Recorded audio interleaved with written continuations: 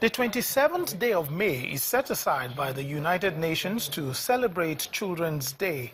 The theme for this year's celebration is Protect the Rights of the Children in the Face of Violence and Insecurity, End Child Marriage.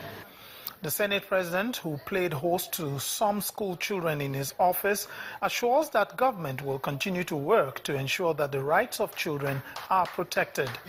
The Senate President urges the children to familiarize themselves with the Constitution, where these rights are enshrined.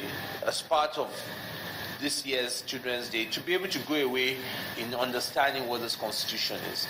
It will give you the foundation of how the country works and how we all come together, how we behave as a society or as a country.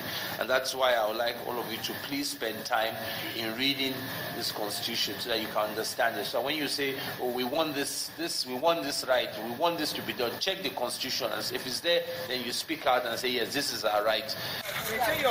Okay. Away from the Senate President's office, rights groups march around Abuja to protest against violence against children.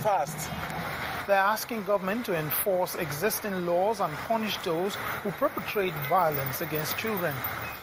I know the law is there. I just feel like they're not paying enough attention to it because maybe most of the time these people are from poor homes, poor backgrounds. Could be one drunk father that married one wayward woman, and then I just feel like the government don't pay attention because the truth is people try. I know a lot of people that try to fight to make sure this is heard and the governments would hear, and then lawyers or whoever is in charge. But I feel like they just don't think it's relevant. They'll bring the story, would come out on social network, everybody would talk, I'll post, we'll all post, and then the story dies. And then whoever was wrong, the monster will still be chilling. The monster is still not being put behind bars.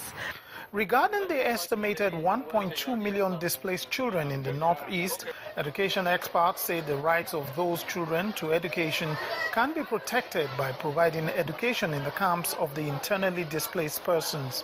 The moment we begin to classify education as a basic need, it does mean that the moment this emergency occurs and we have these camps created anywhere, the education authority should also move in and do a census of the students on camp, categorize them into those who belong to the primary, the secondary, and if you have some tertiary institution students, depending on the kind of crisis that you have in hand. The theme for this year's Children's Day celebration sheds light on the level of violence children suffer around the globe. It also calls on all to end such violence, whatever forms they may take.